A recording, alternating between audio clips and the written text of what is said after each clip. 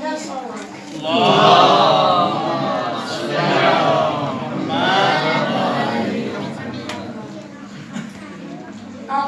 بالله من الشيطان الرجيم.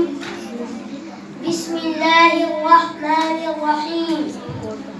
الحمد لله رب العالمين، والصلاة والسلام على أشرف الأنبياء والمرسلين وخاتم النبيين جد الحسن والحسين أبي القاسم محمد. اللهم صل على محمد وآل محمد.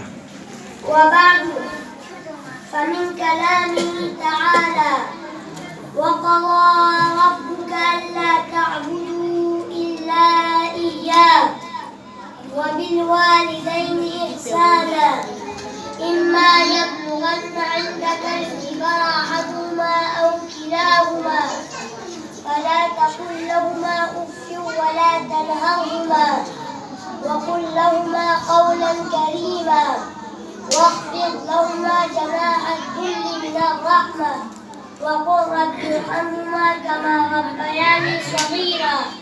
صدق الله العلي العظيم. ومحمد وآل محمد صلوات. اللهم صل على محمد وآل محمد.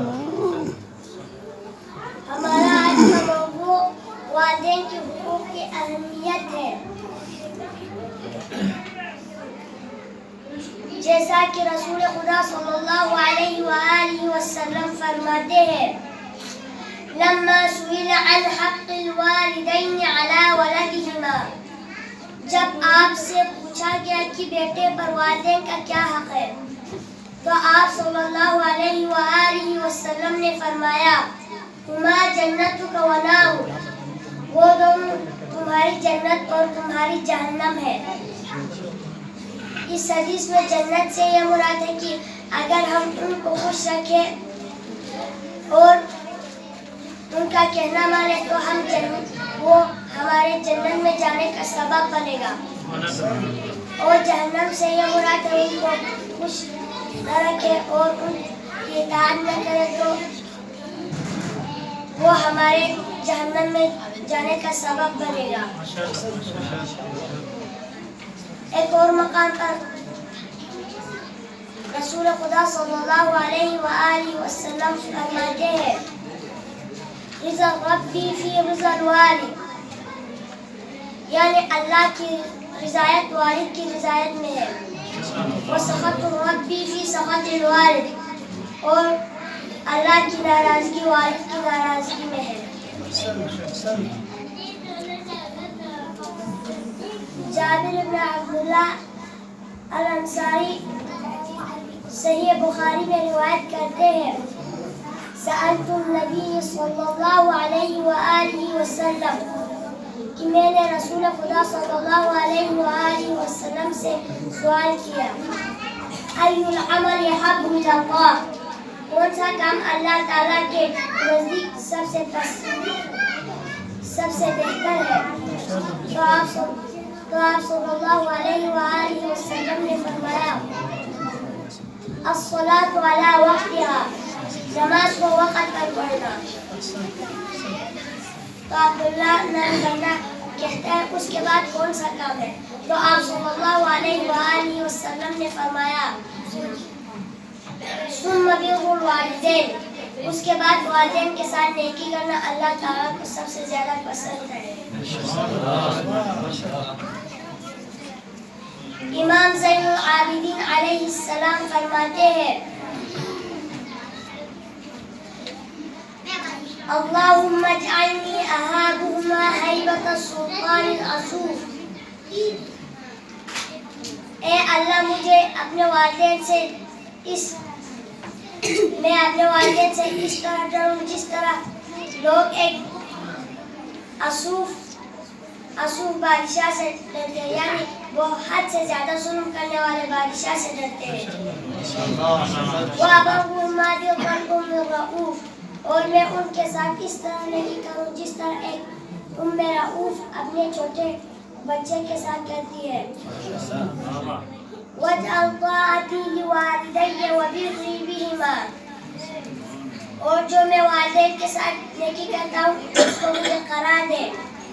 اقر لعینی من رقۃ الوسنان، میرے آنکھوں کے لیے ایک ایسی سکون قرار دے جیسے کسی آدمی کو اونگ آتی ہے اور اس کو نیند آتی ہے تو اس نیند میں جو آنکھوں میں سکون ہوتا ہے اس طرح کے سکون قرار دے.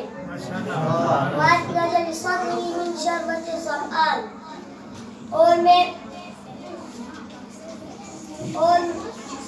میں جو اپنے والدین کے ساتھ نیکی کرتا ہوں اس کو میرے سینے کے لیے ٹھنڈا قرار دے، جس طرح ایک پیاسے آدمی کو شربت ملتی تو اس کے دل میں ایک ٹھنڈک محسوس ہوتی ہے. حتی اوزن علی ہوایا ہواہما، اور میں ان کے ساتھ اس حد تک نیکی کروں کہ ان کے خواہشات پر اپنے خواہشات کو قربان کروں.